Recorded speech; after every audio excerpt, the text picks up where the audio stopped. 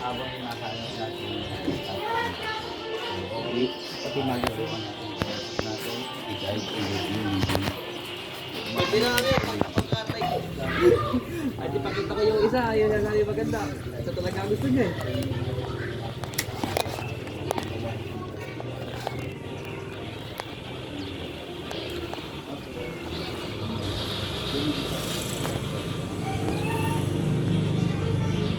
Galit natin, huwag ka sa Pangasinan. Ha? Galit natin sa Baguio. Baguio, Baguio sa ano? Tres. finally sir, yan ngayon magagamit mo na yung airsoft mo. Turo natin sir, ito po yung unit. Yung unit na to full upgraded na po to. Wala na po kayong i-upgrade. Kung mapapansin nyo po, naka-optic na rin. Front and rear, built-in magwell na rin po siya. Tapos, naka-fixed barrel na rin po. Kaya, ang pagkalog, forward and reverse, wala siyang kalog. Naka-fine tuning, naka-trigger job, naka-hop-up rubber. Hindi pa lang siya naka-anti-freeze nozzle. No? Anti-freeze nozzle ginagawa yan pag magko-compete ka na talaga. Pero pag ordinary firing lang, wag mo nang i-anti-freeze nozzle. Okay sir, start po tayo. Release the magazine. Ingatan lang po malaglag ang magazine sir ha. Kasi ito yung pressure tank niya. Possible magkaroon ng leak. Apo. Ngayon po, pindutin lang po natin. Saka natin i-spray. Okay, konti lang naman sir. Then dito rin sa ilalim.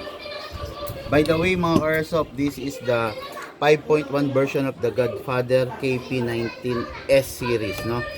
Iba to dahil ito upgraded. Kung may KP19 ka tapos hindi ganito yung performance, malamang dahil hindi upgraded yun. Ito upgraded.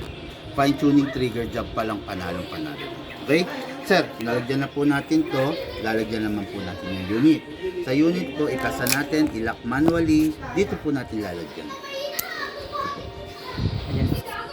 Konti lang, then dito lang sir. Itong silicone oil sir, yung ganito, matagal mo nang gagamitin ito. Siguro mga 2 years, hindi mo kayang ubusin to. Kasi, minsan-minsan lang naman ng spray. Pag napansin mong tuyo, hindi mo laging i-sprayan. Pag napansin mong tuyo, wala nang kintab, sprayan mo na. Paano kung halimbawa po hindi napansin tuyo pala? Sir, yung wear and tear po, masisira talaga eh. Kumbaga mapupudpud yun. Parang yan ay pinaka-maintenance niya. Ito na sir, hindi mo siya kailangan baklasin, hindi mo siya kailangan linisan kasi wala namang pulbura. Spray lang dun sa mga pinaka-importanting bagay sa kanya. Bayad apat lang po, no? Apo, ito, katulad dito, sa magazine, 1 and 2. Sa unit, 1 and 2. Pero sir, paalala ko muna, yung unit lifetime warranty. Labor lang po yun. Hindi, actually pati parts binibigay namin. parts and Huwag labor. lang yung parts na major parts, no? Kung Halimbawa, yung, ganito. mishandling. Halimbawa, hindi ka mishandling, tama yung Pero sabi kung mo. hindi po- Halimbawa, hindi po siya mishandling. nalaglag yan. Nabita. Mishandling yun. Mishandling Hindi po yun. kasama yung warranty loan. Kumbaga, hindi, may warranty pa rin. Kaya lang, sasagutin mo yung pyesa. Oo. Halimbawa, sabihin na natin, nilublob mo sa tubig, doon ka naglaro. Siyempre, kakalawangin yung mga loob. 'Di ba? Hindi kasama yan. Pero let's say, yung spring, let's say, yung disconnector, yung hammer, yung sear, nagka-problema, sagot namin yun, sir. Walang magiging problema. Kaya lang, pero liwanagin ko lang Carry in po yun. Apo. Yung parts is hindi brand new ilalagay namin. Part out. Galing dun sa mga, para mga kinatay. Kinakoy. Yun, gano'n. Kasi baka mag-demand kayo ng packaging, sealed, hindi gano'n. Lifetime warranty, kukuha tayo doon sa mga parts na kinakoy. Tama yung wording, sir, no? Okay, so, start na natin, sir. Okay, meron na pong oil, maggagas na po tayo. Ito po importante rin yung paggagas. Itong unit mo, capable siya sa number 14 at saka sa number 12. Yung number 12, ito yung standard. Meron pa kasing number 14, yung mas malakas na gas.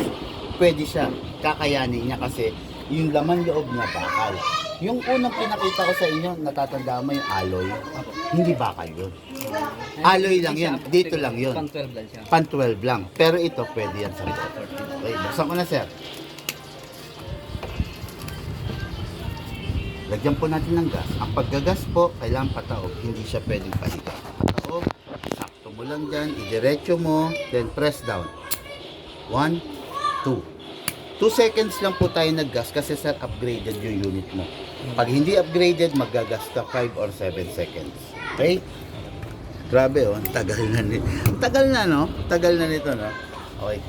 Sir, maglalagay tayo ng gas. Ay, ng bala. Ito ang tawag dito sir, speed loader. Okay lang naman na wala ka nito, kaya lang isa-isa kang maglalagay. Pag meron ka nito sir, mas madali. Hatakin mo lang ito pababa, hawakan mo. Ito, habang hinahatak mo pababa, yung isang thumb mo, lagay mo rito. Para kung mabitawan mo siya, dito siya tatama, hindi dito sir. Kasi baka mabasag. Posible din po mabasag. Yes sir, opo.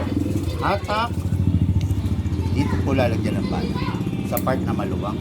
Wala po siyang lock dyan. Wala po. Kailangan hawakan mo talaga maigi sir. Tapos pump lang sir.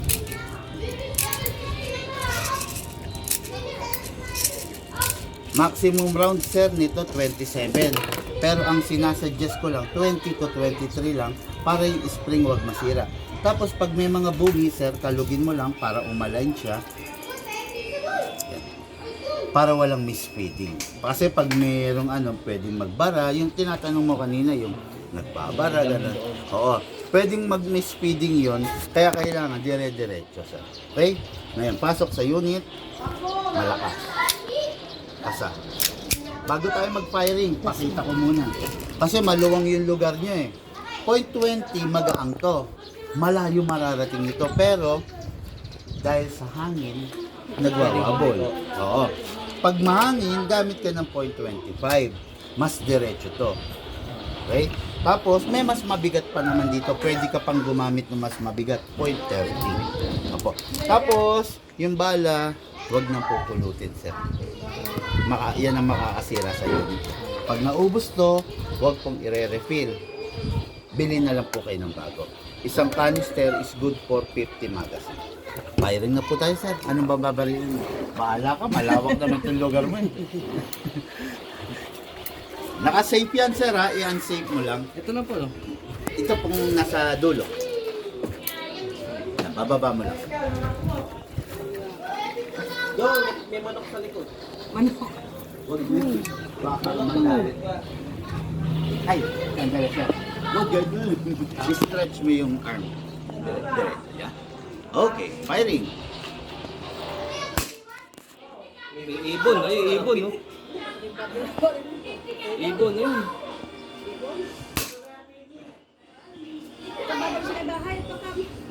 Huwag mo na lang ito. Baka biglang may tao pala doon. Sabi, sabi...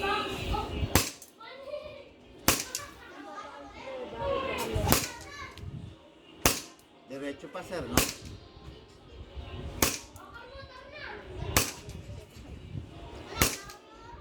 Maganda yun, mag-set up ka ng mga lata mo. Target.